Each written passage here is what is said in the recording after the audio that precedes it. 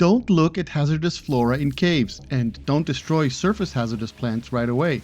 Did you know that when NoMansSky came out, there was only one type of hazardous plant? And it didn't yield oxygen as it does today. GoodGuysFree here with some useful tips and some spicy stories about hazardous flora in NoMansSky. So let's get started. Okay, let's go back to the beginning. When NoMansSky launched in August 2016, there was just this one type, the tentacle plant, or what folks called carnivorous flora back then. It was scannable like any other discovery, and it would lash out with poison damage, although the effect was not super noticeable. One or two different curled up variants of the tentacle plant existed in-game from day one, and haven't changed either. In that first version, many resources were different. The hazard protection was recharged from plants similar to today's sodium-rich plants, but they yielded zinc. Destroying the tentacle plant, it gave out carbon. Did they have caves? Yeah, but no hazardous flora. And before you ask, no, I am not a day one player, but I do have a copy of the initial release of the game, and I can play, and it's thanks to the NoMansSky Retro project. Links in the description. Carbon is a useful resource, and in those days, yeah, you would blast the plant when you saw it right away, but today, some hazardous plants can be harvested differently. However, at launch, with a single type of hazardous plant, a lot of players were frustrated. Posts were written saying these plants broke immersion because they popped up the same way on every planet, feeling repetitive and kinda ridiculous. Were you playing back then? Share your experiences in the comments. Anyway, the hitbox on these plants was something like 2U, which is equivalent to 2 meters or 6 feet. That's way too much. A lot of players complained about this, but this remained like that for a long time. Really long, like years long. In March 2017, Pathfinder update dropped and introduced Exocraft. This saw a surge of planetary exploration and the first exocraft races. Officially, the patch notes didn't say much about the plants, just some general hazard balancing on hot or cold worlds. But behind the scenes, they had to tweak the tentacle plant so it stayed a threat, even when you were inside your exocraft. It could still damage you through the exocraft, which caught a bunch of players off guard. Some were annoyed, posting things like, "Why doesn't my vehicle protect me from these whipping plants? It's irritating when I'm driving and suddenly taking hits." Anyway, the next update dropped in July 2018, which really shook things up. A complete overhaul of the resource economy. Sodium replaced zinc for recharging hazard protection. Oxygen replaced thallium-9 for life support. Nickel and iridium were gone, etc. This update added the underground toxic hazard, this pulsating blob in caves that wasn't even classified as flora, so you couldn't scan it. It released a poison cloud for lingering damage, and danger icons were added on the tentacle plants for better warnings. That was a nice quality of life touch, especially in survival mode. But right after launch, players complained it was too hard to spot, and Hello Games soon patched it to boost visibility.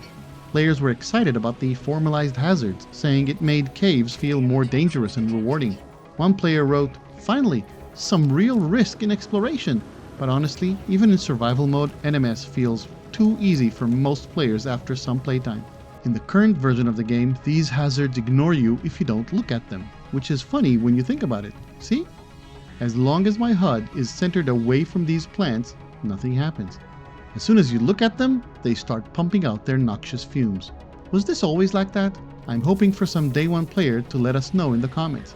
Anyway, from day one, this hazard produced sodium or oxygen, and it seems like this hazard hasn't changed so much at all.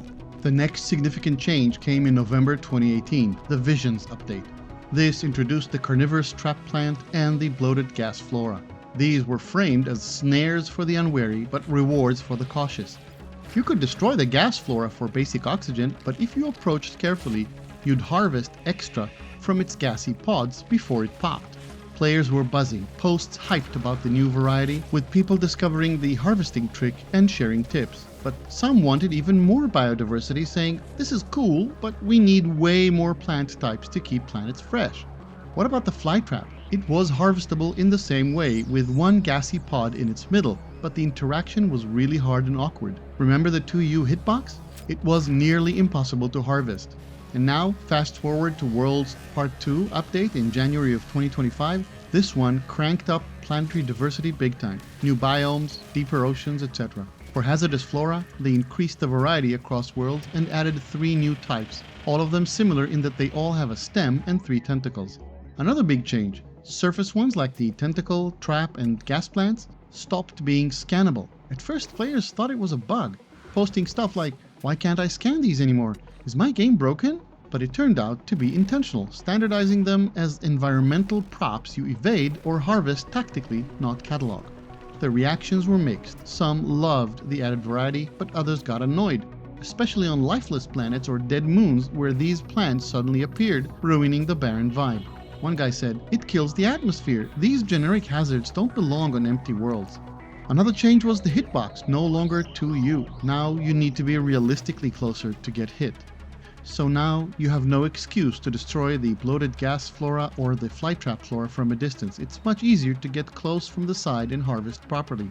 But if you do, and want to destroy the plant afterwards, take a few steps back, eh? So looking back, it's like these plants grew with the game, from basic obstacles that frustrated early players to layered risks that keep us on our toes. I still think a much larger variety of shapes and colors is required, as well as adaptation of the plant shapes to the specific planet biome. What do you think? Okay, if this helped or got you thinking, hit that like button and maybe subscribe. If you're interested in more historical reviews, let me know what interests you. Are you interested in the evolution of water biomes in No Man's Sky? Leave a comment. Join my Discord, link in the description. GoodGuysFree here, and I'll see you again soon.